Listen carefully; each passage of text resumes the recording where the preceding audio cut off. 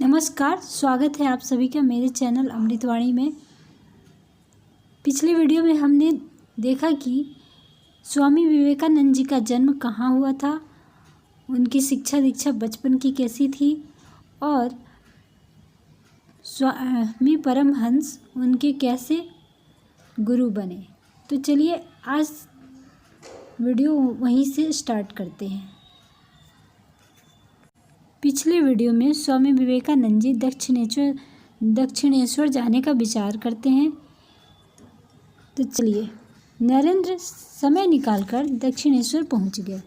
वहां एकांत में गुरु ने शिष्य की दर्द भरी व्यथा सुनी तो जाना कि पारिवारिक समस्याओं ने एक विशुद्ध साधक को दिग्भ्रमित कर दिया है। रामकृष्ण ने उन्हें बड़े प्रेम से समझाया। उस रात नरेंद्र को पिछले दिनों की तुलना में अधिक शांति का अनुभव हुआ। वे एक नई ऊर्जा के साथ अपने घर लौटे। गुरु के आशीर्वाद और अपने प्रयासों से उन्होंने समस्याओं को अधिक महत्व न देकर उनके हल खोजना प्रारंभ कर दिए। शीघ्र ही परिणाम भी अच्छे आने लगे। उनके घर के स्वामित्व का जो मुकदमा चल रहा था, उसकी पैरवी उन्होंने स्वयं की और तर्कों तथा साक्ष्यों के आधार पर विपक्ष के वकील की दलीलों की धज्जियां उड़ा दी। न्यायाधीश ने निर्णय नरेंद्र के पक्ष में सुनाया। यह नरेंद्र को सत्य की जीत का प्रथम व्यवहारिक और व्यक्तिगत अनुभव था। मकान की समस्या समाप्त हो गई, लेकिन भोजन की समस्या यथावत बनी हुई थी। फिर गुरुदेव का स्मरण हो आया। आशा बंधी कि गुरु की कृपा से इस दिशा में भी अवश्य ही कोई उपाय निकलेगा। नरेंद्र दक्षिणेश्वर पहुंचे और गुरु के चरणों में सिर झुकाकर आशीर्वाद प्राप्त किया। फिर बातें होने लगी तो नरेंद्र के परिवार की आर्थिक समस्या बताई। नरेंद्र दुखी स्वर में बोले, अपनी बात हो तो देखा भी जाए। परिवार को भूखे देखकर स्वयं पर शर्म आती है कि मैं बड़ा होकर भी परिवार का भार नहीं उठा पा रहा हूँ। इस पर गुरुदेव ने कहा कि जैसी माँ की इच्छा। तब नरेंद्र ने आशा से भरे स्वर में कहा, मेरे परिवार को 2 वक्त की रोटी चैन से मिल जाए, इसकी कोई व्यवस्था हो जाए तो मन को शांति मिले। आप अपनी माँ से ही इस विषय में कुछ अनुरोध कीजिए ना। रामकृष्ण ने आश्चर्य से नरेंद्र की ओर देखा और फिर गंभीर होकर कहा, मैंने माँ से कभी कुछ नहीं मांगा। मैं तेरे लिए अनुरोध करूँ भी तो कैसे? तू तो माता को मानता भी नहीं। एक अविश्वासी के लिए वे अनुरोध स्वीकार क्यों करने लगे? नरेंद्र मौन रहे, क्योंकि वे निराकार का ही समर्थन करते थे। साकार में उनका विश्वास नहीं था। गुरु भी दुविधा में थे, क्योंकि शिष्य ने पहली बार कुछ मांगा था, वह भी अपने लिए नहीं बल्कि परिवार के लिए। सहायता तो करनी ही चाहिए। अंततः रामकृष्ण ने एक मार्ग खोज निकाला और कहा, नरेंद्र एक काम कर, आज मंगलवार है। आज तू माँ काली के शरण में जा और अब विनय पूर्वक जो चाहे मांग ले। मेरा विश्वास है कि आज माता तेरी हर इच्छा पूरी करेंगी। नरेंद्र को संतुष्टि नहीं मिली, क्योंकि प्रशस्तर प्रतिमा में उनका विश्वास नहीं था। किंतु आज गुरु की परीक्षा का ऐसा अवसर मिला था कि भविष्य में गुरु के द्वारा माता का प्रलाप तो सुनने को नहीं मिलेगा। कुछ सोचकर उस रात्रि के दूसरे पहर में नरेंद्र काली माता के मंदिर की ओर बढ़ गए। मंदिर के अंदर जाकर उन्होंने मूर्ति की ओर देखा तो उसकी आंखों से अलौकिक रश्मियाँ सी निकलकर उनके नेत्रों से टकराई। वे भूल गए कि गुरु श्री रामकृष्ण परमहंस के आग्रह पर वे वहाँ परिवार के लिए धन संपदा मांगने आए हैं। एकाएक नरेंद्र के मुख से कुछ और ही निकला, हे माँ, मुझे शक्ति दो, ज्ञान दो, वैराग्य दो, विवेक दो। माता से अरदास लगाने के बाद नरेंद्र बाहर गुरुदेव के पास आए। परमहंस ने मुस्कुराकर पूछा कि क्या मांगा, तो नरेंद्र ने सब सच बता दिया। परमहंस ने माथे पर हाथ रखकर कहा, अरे इन चीज़ों को परिवार खाएगा क्या? द्रव्य मांग, सोना चांदी हीरे जवाहरात मांग, फिर से जा, गलती सुधार। नरेंद्र 3 बार गए, लेकिन एक बार भी उनके मुख से धन संबंधी मांग नहीं निकली। हर बार विवेक, वैराग्य, ज्ञान और भक्ति की ही मांग की। नरेंद्र स्वयं चकित थे कि माँ के सामने उन्हें क्या हो जाता है। तब रामकृष्ण गंभीर भाव से बोले, तेरे भाग्य में सांसारिक सुख ही नहीं है नरेंद्र, तेरे हृदय में इनके लिए स्थान ही नहीं है। जा, माँ की कृपा से तेरे परिवार को भोजन और वस्त्र की कभी कमी नहीं होगी।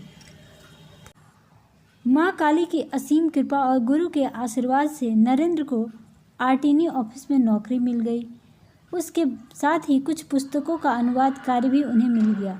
इससे भूख की समस्या का काफ़ी हद तक समाधान हो गया। अब माँ काली के प्रति नरेंद्र की श्रद्धा बढ़ भी गई।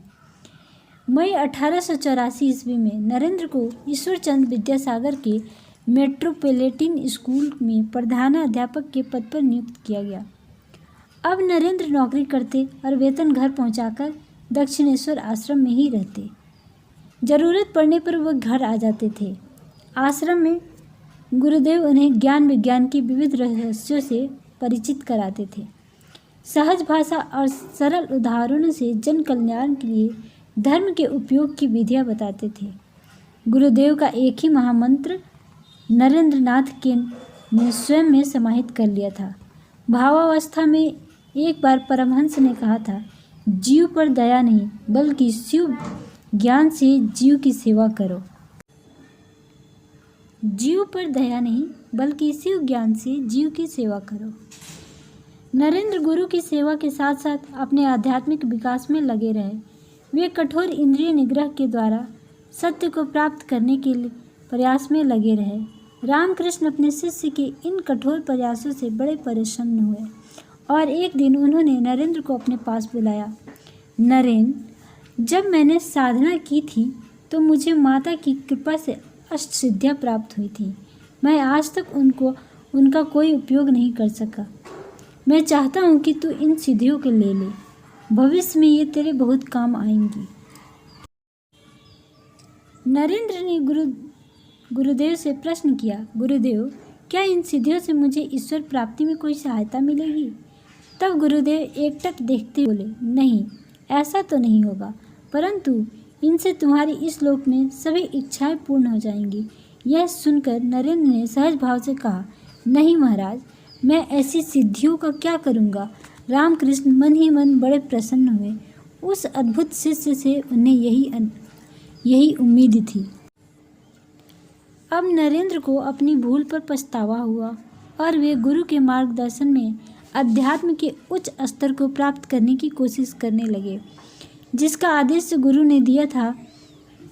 इसके लिए वे दक्षिणेश्वर जाकर रात भर साधना में लगे रहते।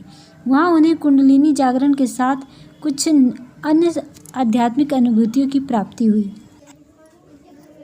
गुरुदेव ने प्रसन्न होकर कहा, शिष्यों, इस संसार में मेरा आना सार्थक हुआ। मैं उस लक्ष्य को प्राप्त हो चुका जिस हेतु मुझे मानव काया मिली थी। अब शेष कार्य तुम संपन्न करो, ऐसी मेरी इच्छा और विश्वास है। इसके लिए तुम्हें नेतृत्व और मार्गदर्शन की आवश्यकता होगी। यह दायित्व मैं नरेंद्र को सौंपता हूँ। रामकृष्ण परमहंस ने उन सबको एकजुट करने के उद्देश्य से रामकृष्ण संघ की नींव रख दी। यह संघ गुरु के आदेशानुसार जन कल्याण का मार्ग प्रशस्त करने लगा। काशीपुर का उद्यान एक छोटी विद्यापीठ के रूप में विकसित होने लगा। 15 अगस्त 1886 ईस्वी को गुरुदेव रामकृष्ण परमहंस समाधि में लीन हो गए। स्वामी विदिशानंद बन चुके नरेंद्रनाथ के कुशल नेतृत्व में उनका सन्यासी दल धीरे धीरे अपने लक्ष्य की ओर बढ़ रहा था। जनवरी 1891 ईस्वी में स्वामी जी ने अकेले ही दिल्ली की ओर प्रस्थान किया। दिल्ली की वास्तुकला और खंडर बन चुके किले तथा मकबरों ने उन्हें भौतिक भंगुरता का बोध कराया। संसार में चिरकाल तक नहीं रहना, इसलिए समय का सदुपयोग कर लिया जाए। वे अब ठहरने के इच्छुक नहीं थे। उन्होंने वेदांत की ध्वनि से लोगों को जागृत करते हुए आगे बढ़ते रहने का दृढ़ निश्चय किया। अब वे दिल्ली से उस वीर भूमि की ओर चल पड़े जहाँ का इतिहास शौर्य और जौहर के अप्रतिम लेखों से भरा पड़ा था। आर्यों के इतिहास में यदि गर्व करने योग्य कुछ शेष रहा तो वह राजपूताना ही था। स्वामी जी अलवर पहुँचे तो वहाँ एक सज्जन डॉक्टर गुरुचरण लास्कर ने बड़े श्रद्धा भाव से उनके रहने खाने की अच्छी व्यवस्था कर दी। यहाँ से स्वामी जी अजमेर पहुँचे और वहाँ कुछ दिन रहकर माउंट आबू आ गए। यहाँ उन्होंने एक गुफा में निवास किया जो उनके तप ध्यान के लिए उपयुक्त स्थान था। उनके वहाँ रहने का समाचार जब माउंट आबू के एक प्रसिद्ध मुस्लिम वकील को मिला तब उन्होंने उनके पास पहुँचे और उनसे अपना आतिथ्य स्वीकार करने का अनुरोध किया। स्वामी जी ने उनका आतिथ्य स्वीकार किया और उनके साथ रहने आ गए। वकील साहब ने काफ़ी अच्छी व्यवस्था की थी। तदुपरांत स्वामी जी ने राजपूतानी की पवित्र मिट्टी को मस्तक से लगाया और वहाँ से गुजरात की ओर बढ़ चले। अहमदाबाद और वर्धमान घूमते हुए वे लिम्बडी पहुँचे तो कपास का बहुत बड़ा केंद्र था। कुछ दिन लिम्बडी के राजभवन में धर्मोपदेश देने के बाद स्वामी जी पोरबंदर पहुँचे। वहाँ के दीवान शंकर पांडुरंग उनके आतिथ्य बने, जो वेद शास्त्री थे। वहाँ स्वामी जी ने संस्कृत में अनुवाद में अपनी सहायता की और एक बहुभाषीय के द्वारा फ्रेंच भाषा भी सीख ली। यही स्वामी जी के उद्देश्य को एक नए पंख लगे। जब शंकर पांडुरंग ने उनके लक्ष्य को समझा, स्वामी जी नक्कार खाने में तूती की आवाज़ कौन सुनता है? यहाँ तो ज्ञान का सम्मान करने वाले उंगलियों पर गिने जा सकते हैं। आप यहाँ अधिक काम नहीं कर पाएंगे। आप पश्चिमी देशों में जाकर भारतीय दर्शन और ज्ञान का प्रचार करें तो अधिक प्रभावी होगा। आप जिन रूढ़ियों को ध्वस्त कर रहे हैं वे पश्चिम में स्वीकार्य होंगी। भारत के प्राचीन गौरव को पुनः जागृत करना है तो उसका शुभारंभ पश्चिम देशों से ही हो। स्वामी जी की इस राय ने गंभीर कर दिया। उन्हें अपने गुरु श्री रामकृष्ण देव की एक बात याद आई। नरेंद्र, मैंने तुझे विश्व भर में आध्यात्मिक क्रांति करने की शक्ति दी है। गुरुदेव का आशय और दीवान पांडुरंग का परामर्श समान तो थे। उनका इस बारे में चिंतन आरंभ हो गया। इसे संयोग कहे या दैवीय अनुग्रह की गुजरात प्रवास में ही स्वामी जी को अमेरिका से शिकागो में आयोजित होने वाले पहले विश्व धर्म सम्मेलन की जानकारी हुई। यह सितंबर 1893 ईस्वी में होना था। अभी उसमें साल डेढ़ साल का समय था और उसकी तैयारी की जा सकती थी। तदुपरांत भ्रमण करते हुए स्वामी जी गोवा पहुँचे। वहाँ का प्रवास स्वामी जी को बहुत ही संतोषजनक लगा, क्योंकि यहाँ उन्होंने ईसाई धर्म के बारे में काफ़ी सूक्ष्म जानकारी प्राप्त की थी। मडगांव के विद्वान भी श्री एस नायक संस्कृत और हिंदू संस्कृति तथा धर्म के प्रकांड ज्ञाता थे।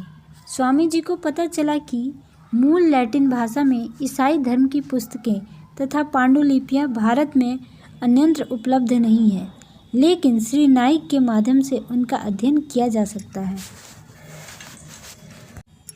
स्वामी जी अपने यात्रा पथ को संक्षिप्त करते हुए एर्नाकुलम पहुँचे। वहाँ वे कुछ साधक विद्वानों की संगत करके त्रिवेंद्रम आ गए और प्रोफेसर सुंदरम अय्यर के पास ठहरे। वहाँ उन्हें त्रावणकोर के राजमहल जाने का सुअवसर मिला। के लिए बस इतना ही। नेक्स्ट वीडियो में हम स्वामी विवेकानंद जी की शिकागो यात्रा के बारे में बात करेंगे कि वो शिकागो कैसे गए। तब तक के लिए आप अपना ध्यान रखिए, खुश रहिए, मस्त रहिए, स्वस्थ रहिए। वीडियो में अंत तक बने रहने के लिए आपका बहुत बहुत धन्यवाद। आपका दिन शुभ हो।